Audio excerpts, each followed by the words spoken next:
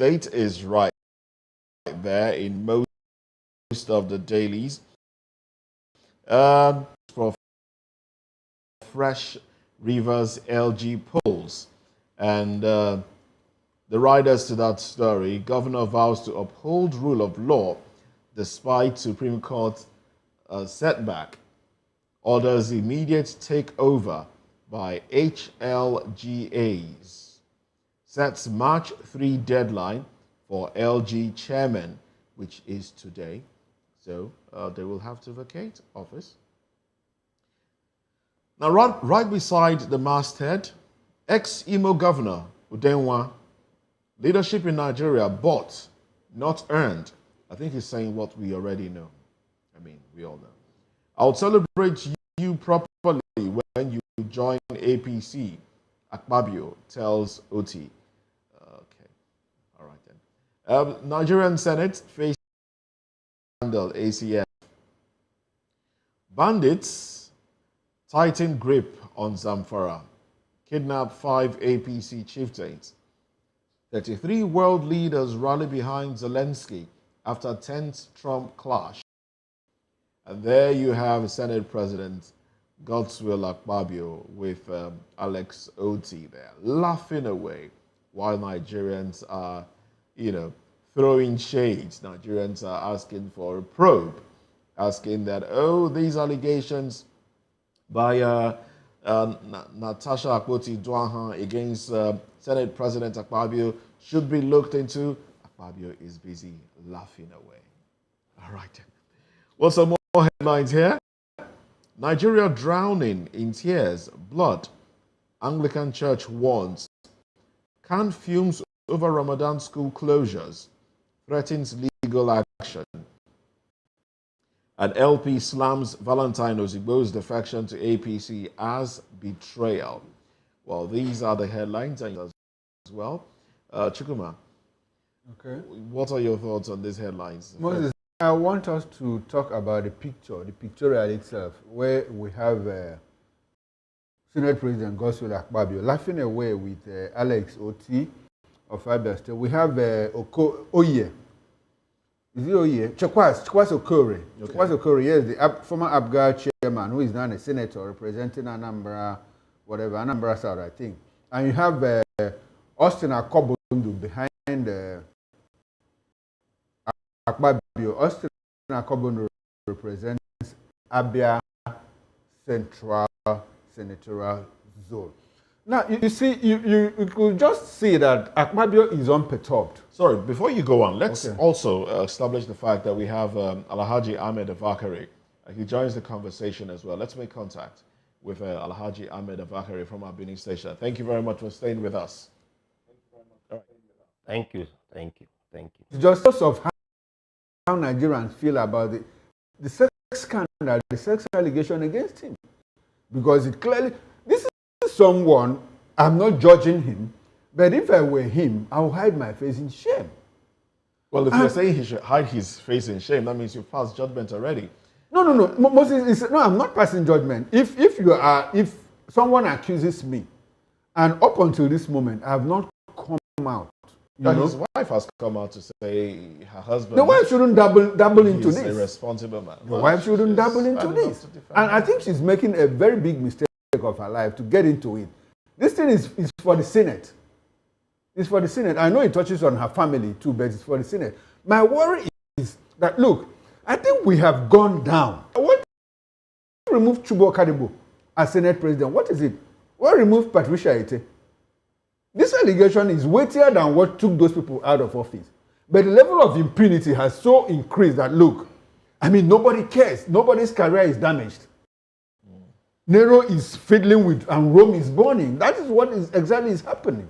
And he's even asking Alex Oti, I will celebrate you properly when you come over to APC. What is that supposed to mean? You are insulting the man's intelligence by telling him that he shouldn't belong to Labour Party. That's my interpretation of it. And it shouldn't be. Akpabio is very, very careless. He's very careless in his comments.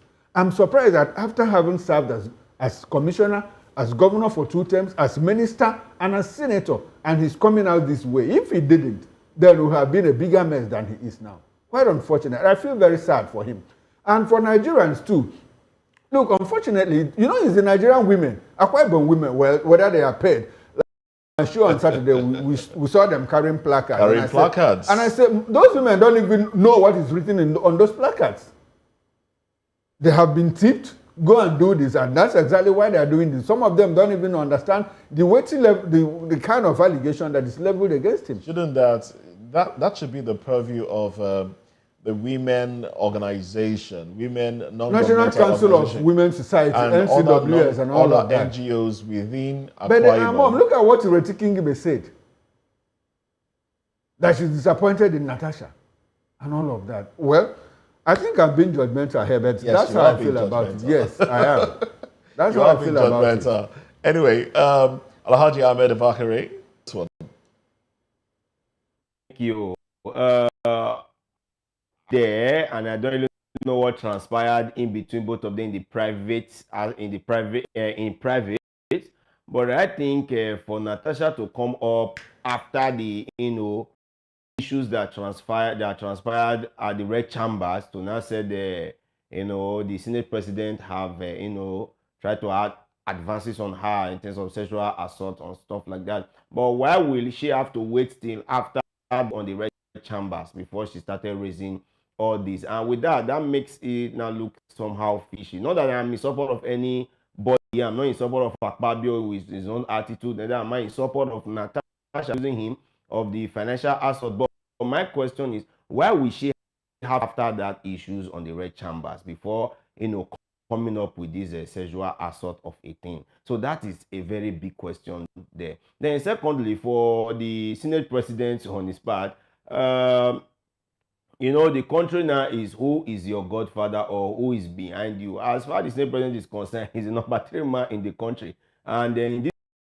whereby the men are bigger than the law. So pardon me to use that statement. The men are bigger than the law. And it's a fact that the law, who is there to now take the mantle up and said somebody like Akpabio should go in for anything that you allege against him. I don't know in Nigeria as I speak that can bold enough to do that as the current Senate President. And secondly, I believe he's in the good books of the Mr. President. The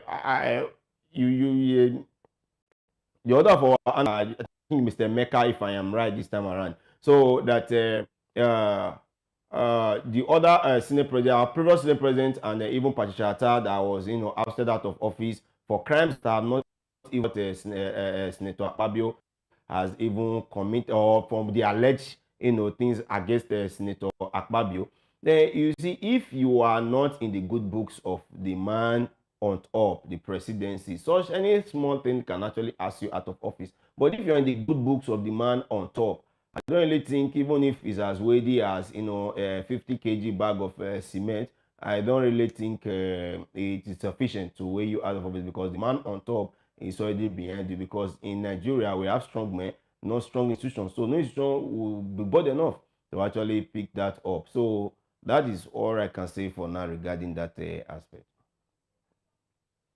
Permit me to disagree with you regarding the timing. That Natasha, why didn't she say it when it happened? I think it's her discretion, considering the fact that it's not even started bad. She could have raised it in 30 days' time. Look at what happened to Cosby.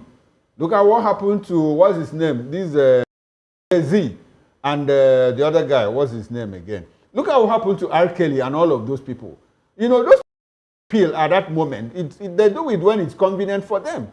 So people trying to say that, why didn't Natasha say it all this while and waited for an opportunity? I mean, this is when she felt, she said, I have had enough. It's not a one-off. It wasn't one-off.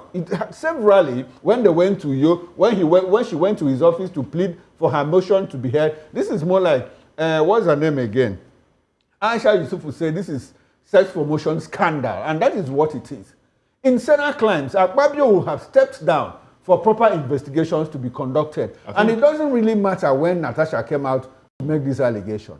Yes, of course. Well, these are still in the realm of allegation, and we'll wait to see what investigations will reveal, if anything will be revealed. And truly, one would expect that the Senate president should probably step aside and allow things play out, allow investigations play out. But no, in Nigeria, now things are not done the way they are done in other climes.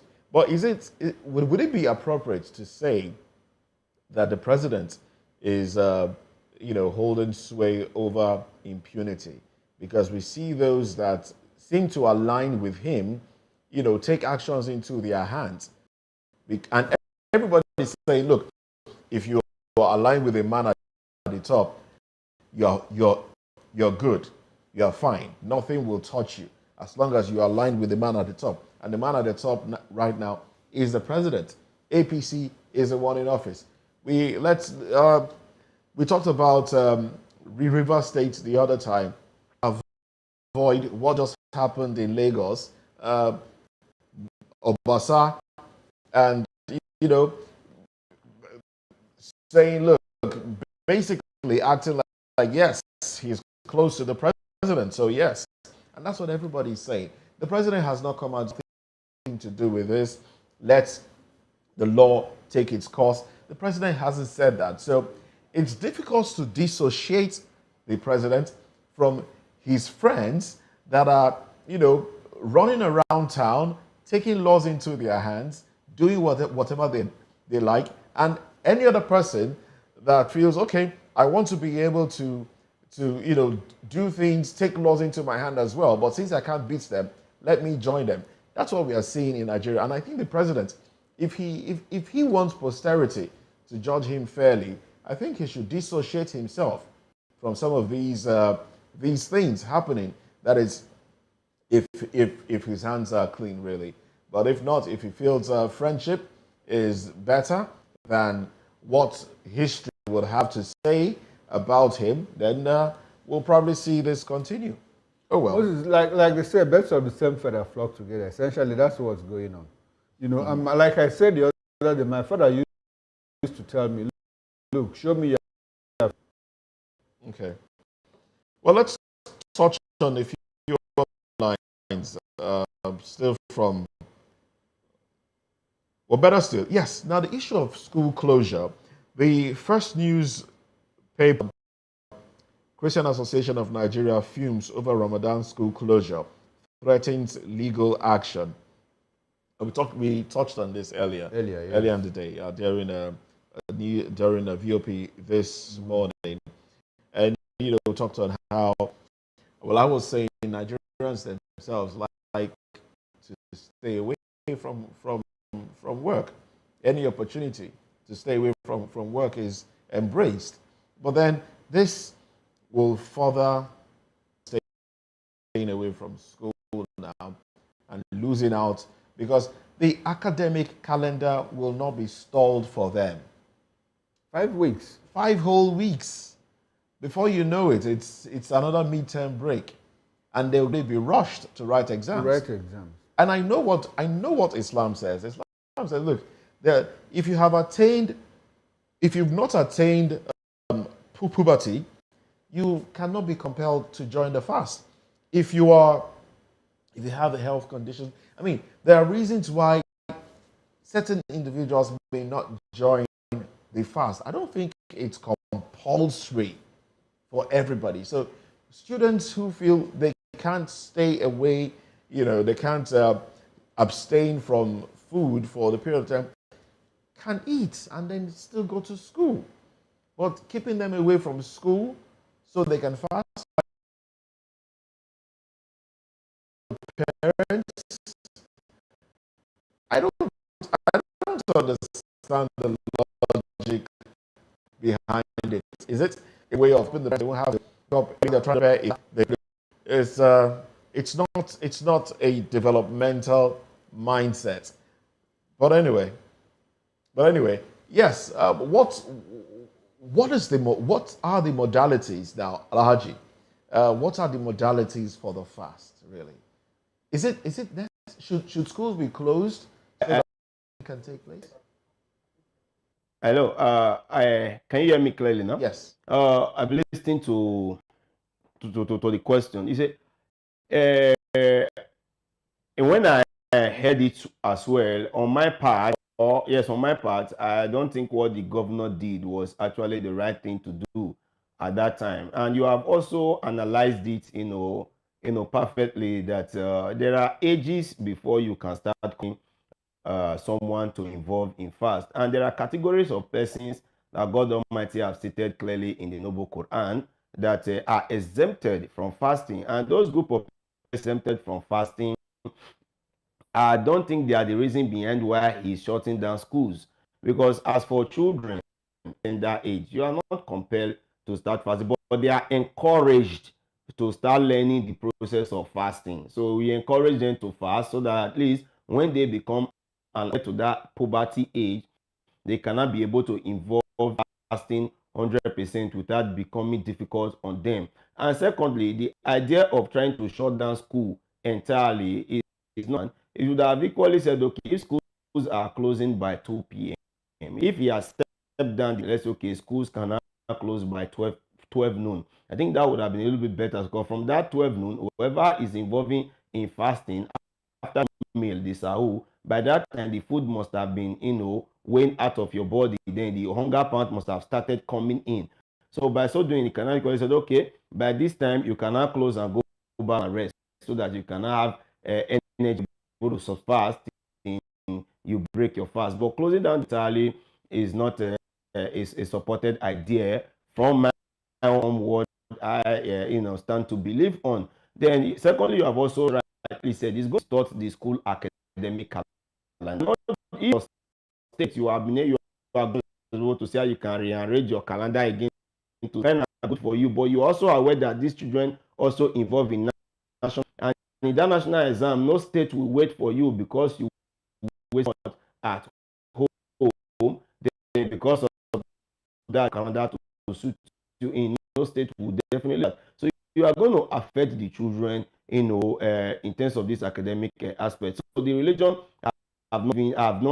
the religion. There's no, in fact, with him banding the student, I don't think he has a religious base or any Quranic to up in whatever he has done. If he does, he should please come up with it and let us have it. Probably we have not also read up to that extent, but from what we have, done so far, does not have that not say so. The religion is a journey, and you see the difficulty in the journey will affect, your that you cannot break your fasting. And if you're an old man, you are ill, and a pregnant woman, a breastfeeding woman, these are the categories the Lord stated that in the Quran, not for because you are going to school, so because of again, or okay, because schooling now, you have to stop the school so that you cannot fast. All these things, I don't know the basic is bringing all this on from. So even in the morning, I actually heard from you that there are other countries who are actually doing this fasting as well. We've not heard of it that they've closed down markets, they've closed down schools, they've closed down malls, they closed down family and stuff of that. No, it's not like that. So part of it is for you to also struggle.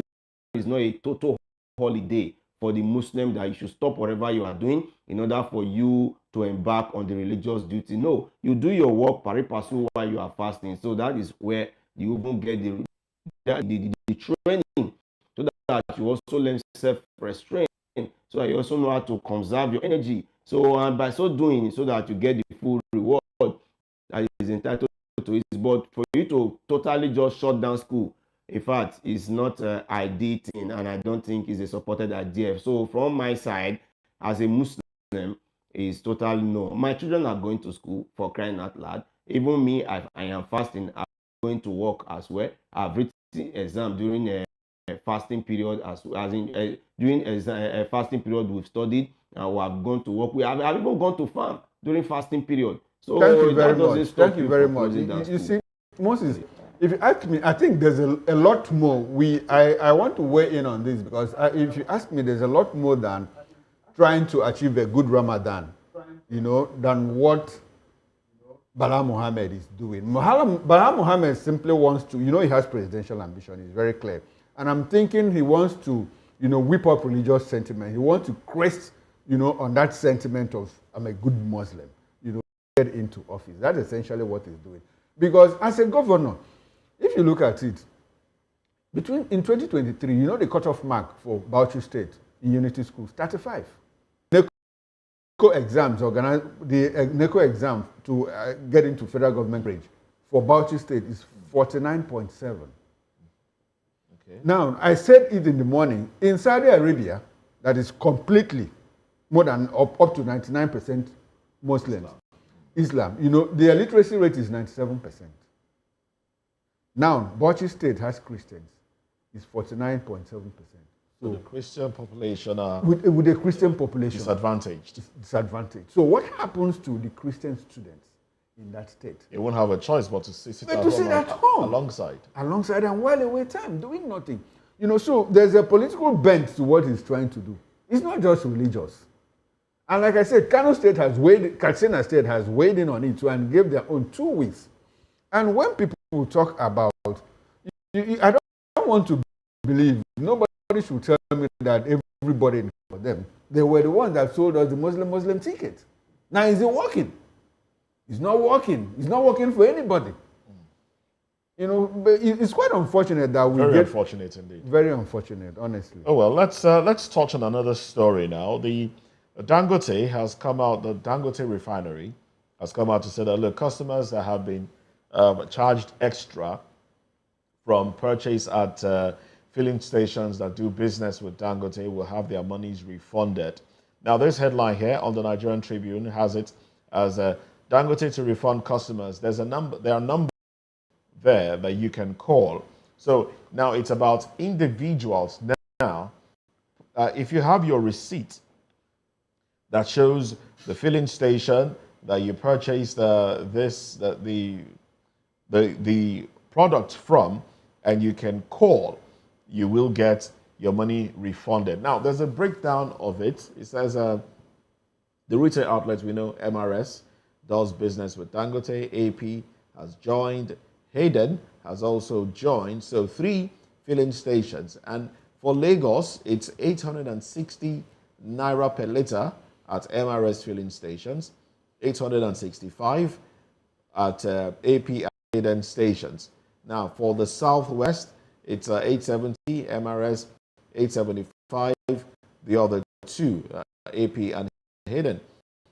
North is 880, 885 for the rest. 890 in the South and Southeast. And they've said, look, they also want more marketers to join. Now, how transparent will this be?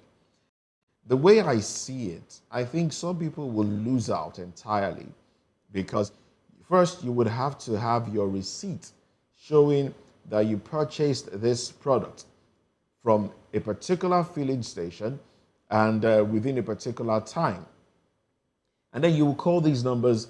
They're just 2 numbers here. These are, they're not toll-free lines, actually. These don't look like toll-free lines. So I can imagine the number of people that might be calling these numbers to complain. So at the end of the day, I think not everybody will get their monies refunded. I think some people will lose out entirely.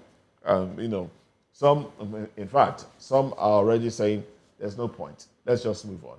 Just ensure that prices are adjusted.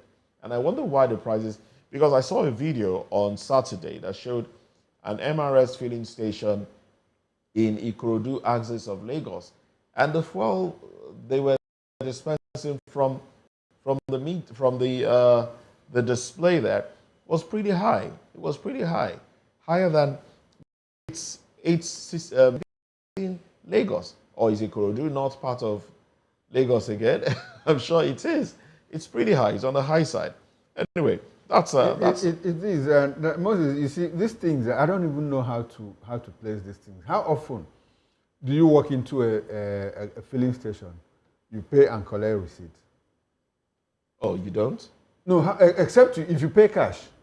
Do they give you a receipt if you pay cash? No, they don't give you a receipt if you pay cash. So you do a transfer. So if you do a transfer, or if you use your ATM card, get the receipt from POS. Yeah, I think a lot of people buy with POS. A lot of people, I don't think but so. Those that those are because cash, even if they give you, like personally, when I drive into a filling station and I use my POS, when the thing approves, They try to, I'll just take my card. I just take my card. And you leave out the... And I leave out the paper for them. I say, stay with it, you know. So that means I'm not going to get any refund. That's your loss. But for people, like you said, they have only two lines. It's not even toll-free. So you even have to make a call. It's a good thing that Dangote has started this. History starts from a day. Maybe next time, and other people, when I get into a filling station and I buy fuel, I'll simply take my receipt and keep, just in case. Maybe you should just start buying with your card. With my card. Even if you have cash. But you know the downside of buying with card. I've run into filling station before. I've run into filling station, pay with the card. They decline it. The bank debits me. Oh yes, that's true. That happens. And reconciliation becomes very difficult. Becomes a problem. You know, so I prefer get into an ATM. My bank ATM, withdraw money, bigger problem. Because if it debits me and doesn't dispense, if it's your bank, they'll easily refund. They will easily refund. If it's a different bank, you call, they will tell you within 8 working days, which is huge. No, in some instances, they refund almost immediately. In some instances, but the issue is with the network now.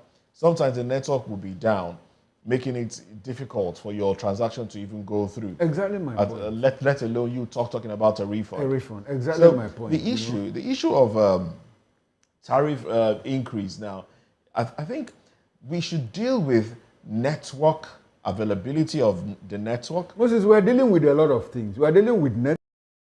We're dealing with distribution companies. We're dealing with bank ATMs. We're dealing with banks themselves. You know, so it's a chain. And until we get these things right, these hiccups will always be there. You know, so I'll prefer to walk into a POS. There's a particular POS, you know, 2 of them that are very, very effective. Even bank network is down, their own is up. So I prefer going there, slot in my ATM card, they dispense cash, give me cash, I walk away. When I go to filling station, I pay cash and buy fuel. But now, when I pay the cash now, I'll insist on getting a receipt because the filling stations, the dispensing stations are also supposed to have receipts, and I'll keep piling my receipt in case there's need for a refund. Next time, I'll just go with my receipt and take a refund. There's well, before we come to you now, Alhaji Ahmed, you've said some very instructive things there. Yes, people should keep their receipts. I usually keep mine up until a point, and then I squeeze it and throw it away. But there's a bigger issue. The issue of banks now, bank transactions. You know, these things are largely overlooked. The network can be, and you know, when fintechs came up, I don't want to mention names, but we know these fintech companies that came at a time where we had the cash crunch. They made big gains because Nigerians embraced them because transactions were seamless. And some people said it was because they didn't have the load. But I think a lot of people have migrated to some of these fintechs, and they are the ones that when you use their POS, they seem to go very easily. And if there's a need for a refund, in fact, you hardly have a need for refund because your transaction will go through. Why haven't we had other banks do same? Why haven't they upgraded their system to take the large customer base? So you go out, you advertise for people to come and bank with your bank, and people come, and you're not upgrading your system to accommodate the influx of people that you are begging to come bank with you. I think it's taking people for granted. Because in other climes, this would not be done. Anyway, Alhaji Ahmed. You see, I am one of the school of thought before that this fintech will crash, this fintech will. I blamed my wife. I was quarreling with her. Why will you open an account with this fintech? One day they will crash and stuff like that. But behold, I am now a fan of those fintech who now advertise for those fintech. If not for official purposes, I would have closed all my commercial bank's accounts. It's just because we want to do transactions, we don't want all this fintech account. You must give us a commercial bank account. That is the more reason why I still have those commercial banks account numbers. If not, I would have closed them all down. So immediately money enters, I pull them out from there, I bring them to my fintech account, and I enjoy the services. In fact, even with some of the transactions I do, they give me payback, even if it's just 10 naira, 20 naira. And sometimes with all those small money I've been piling up, sometimes they're even sufficient for me to buy a recharge card on my phone. And the services are so easy, and there is no much hiccups on it. Then you will not be asking yourself, commercial bank who have lasted 100 good years is still far behind. I find it difficult to, I don't want to mention names here so I don't look as if people are running down some organizations. To even transfer those commercial banks to these fintech banks, sometimes it becomes a problem. But once the money is inside these fintech banks, it's so very easy and seamless. So with this issue of ATM withdrawal now, charging this and that, more persons will run into the fintech companies, and the fintech companies database will continue to swell higher, while these commercial banks, for the big boys only, mainly, they will continue to have customers. But for the talakawas and the small scale people, I think most of them will push into the fintech, like us, who cannot even categorize ourselves now as whether we are poor people, we do not reach at all, but we are just within that means we're already taking side with the fintech and we are enjoying it. So the truth is that these people know, I don't want to say if they know what they are doing, but I think they don't just want to put in more money for better service delivery, but rather maybe profit making at the end of the day. So just to have the profit making, but the services you are delivering is not effective. But work on these things, it becomes a problem. But I think with this fintech, they should increase the number of these. Some of these commercial banks will go into extinction. And with that, nobody will tell them the few ones that will remain in power. There's a certain base that they should have, a certain monetary base that they should have before they can give the license to continue. But anyway, let's look at another paper now. Moses, before we leave the Punch, there's something important. No, we haven't even visited the Punch yet. Is it? No. We've been on the Tribune. In Tribune. Okay, before we leave the Tribune. Okay. No, before we leave the Tribune, there's an important story there. Jonathan saying why I didn't implement the 2014 confab. Okay. Yes. And let's take a peep into it. Betrayal. It was because of betrayal. Anyway, let's he says, former President Goodluck Jonathan on Sunday explained why his administration did not implement the recommendations of the 2014 National Conference. Now, he made where he joined former Vice President Atiku Abubakar to pay a condolence visit to family of later Afenifere leader Ayo Adebanjo in Lagos and all of that. Jonathan said the political situation in Nigeria at that time was too turbulent to accommodate presentation recommendations. Now, this is coming from News Agency of Nigeria. He said the 2014 National Conference would not have come up without contributions of people such as later Adebanjo. Okay. Now, the meat of it, Jonathan says that most Nigerians did not know there was a lot of political turbulence in the country at that period. He said that a key member of the legislature who was in his party mobilized against the party. It was not the time we could present such a document. Thank God for everything. We believe that one day, one government will review it and take everything, he said. Moses, at what time would there not be turbulence in this country? I think his excuse is a flimsy one. It's very flimsy. It's quite flimsy. He was the president at the time. He was the president at that time. Commander-in-chief. Commander-in-chief of the Armed Forces of the Federal Republic of Nigeria. And you wonder why he was referred to as being weak.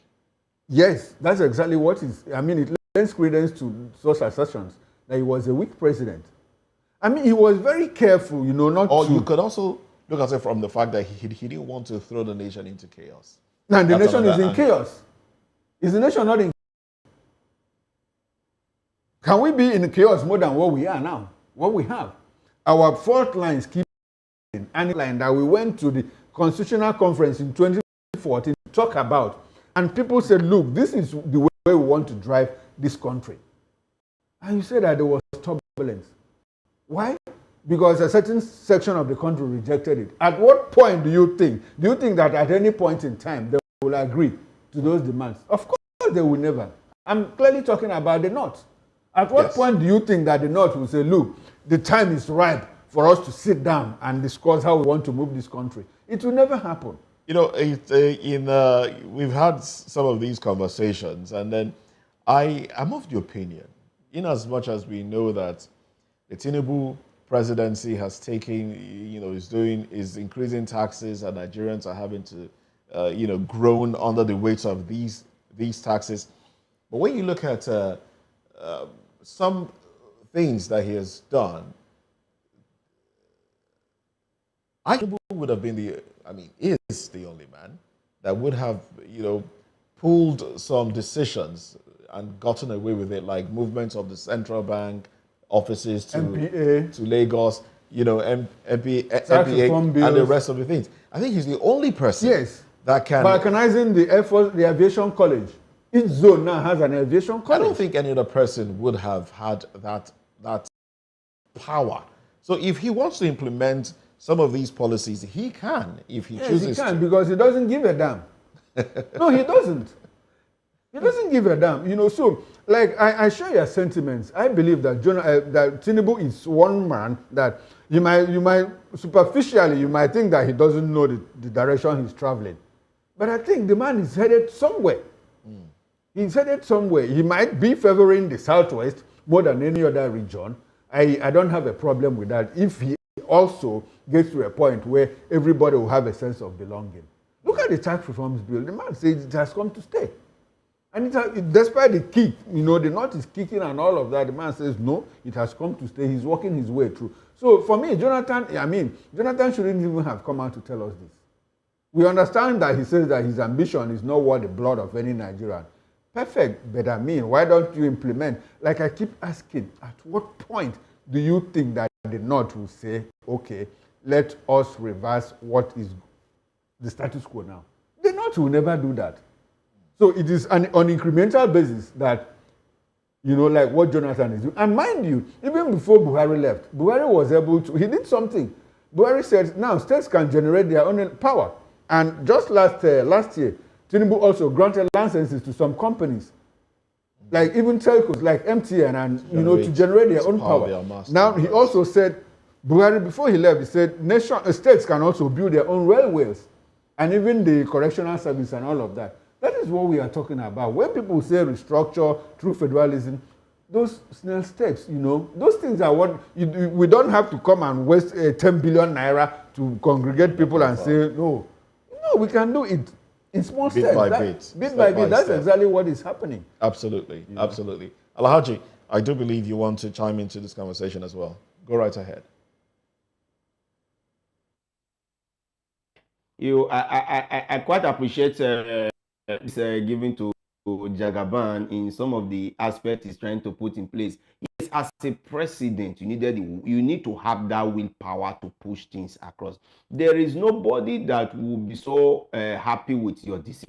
You must take some decisions, and every sector must not be happy with it. And if you choose to say you want to pass decision that every sector will be happy with, then you must be a dead person by then, because there's no way you'll be able to be that aspect. So with the kind of democracy Nigeria is even practicing, almost akin to that of the military decree kind of, you'll discover the president of Nigeria can actually push some strings through with too much stress. So for him to have said because of some of the parties, they were defecting, though that one is part of it anyway, the standing block that you need to be able to make things move forward, or to help you'll be able to be having a base that will continue to help him to push the things forward. So with that your own vision, nobody will truncate it. Jonathan, for example, was having a good idea, calling the confabs on how to see it can restructure Nigeria to ensure Nigeria move forward. But after they have given you a report where is now the way power for you to push, you couldn't push. Then automatically all your reduce down to become to the status quo that it was before. So, but with Tinubu, will also beg him to continue his reform, to implement most of the confab. By the time he does that, you see spending reforms will be reduced. So that confab, if they be able to implement that confab up to 60%, Nigeria will move forward to some extent, because restructuring is part of it. Every region needs to stand on their own so that we operate from the region angle. So with that, we'll be able to see a new Nigeria. Thank you. Let's quickly run to another paper now, The Guardian. From The Guardian newspaper, we have bloated 41 trillion naira revenue target stokes fresh fiscal deficit concern. And then there's a breakdown of it. I did say we'll touch on this breakdown. during newspaper review, and that's what we are doing right now.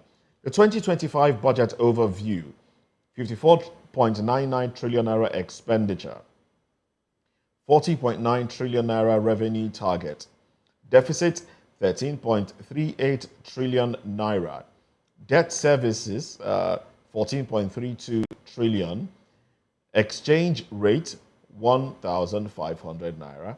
It's now 1,600 as at sometime last week. And then crude production targets 2.06 mbpd. Well, this is the breakdown. There are other stories here as well. The issue we just talked about, the issue of Jonathan, well, he did say, as reported by The Guardian, says, betrayal, politics stalled 2014 confirmed report implementation. That's according to Jonathan. Well, other headlines here. House moves against oil firms owing federal government 9.4 trillion naira royalties and other charges. So there are oil firms that are owing the federal government 9.4 trillion naira. Okay, oh well. You can't play God. Wike tells Fubara as governor pledges obedience to Supreme Court rulings. And then we have other stories here. June 12, Olanikbeku berates Babangida for not apologizing to Abiola family, Nigerians. And IBB's June 12 account, too little, too late. That's another headline here. And Dangote absorbs 16 billion naira marketers' loss from price reduction. All right, so these are the headlines from The Guardian. Chukuma. Moses, which one do you want us to talk about? Oh, well, I would have wanted us to talk about, we've talked about Wike already. We've talked about Wike and Fubara. We've talked about Jonathan. The House moving against oil firms owing 9.4 trillion naira royalties. Let's talk about that one for a bit. And other charges, as well. Why did they allow it to get to this point? It's 9.4, and they've continued importation. And if government takes this money, this will go a long way in adding to the allocation that gets to states.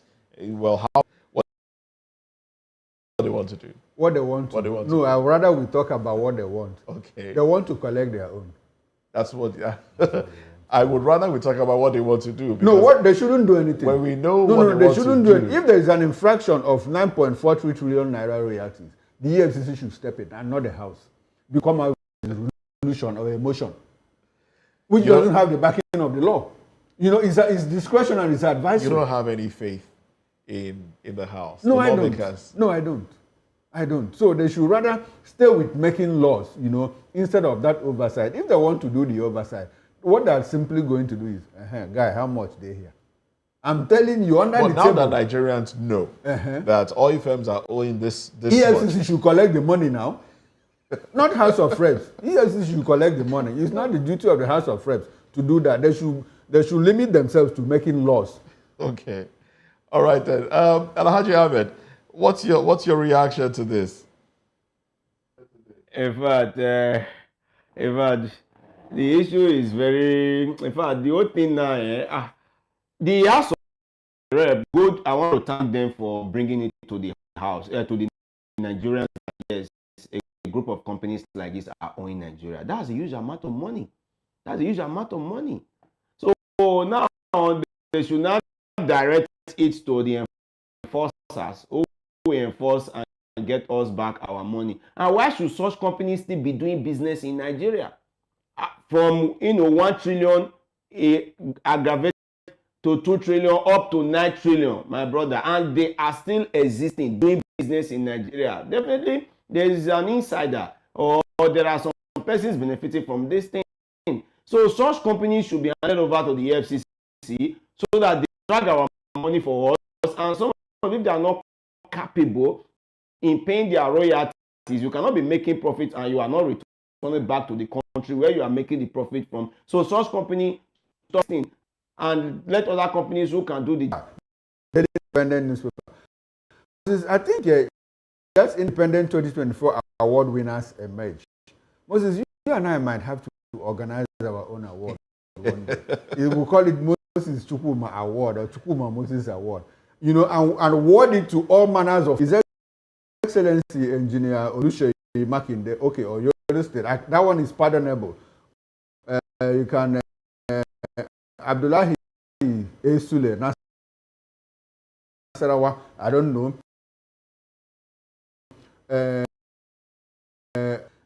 Look like Hope Uzodinma, like John Otu, like His Excellency Chukwuma Soludo and Oborewere of Delta State. Moses, I think what we need to do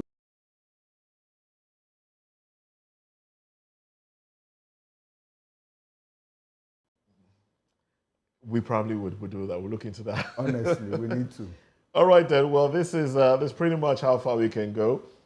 Thank you very much for staying with us on Newspaper Review, and a big thanks to Alhaji Ahmed Avakare, Public Affairs Commentator.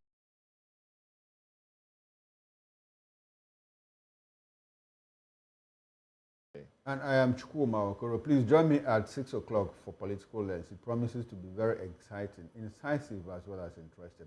I'll be speaking with the Special Advisor on Media and Publicity to the Governor of Delta State. Please.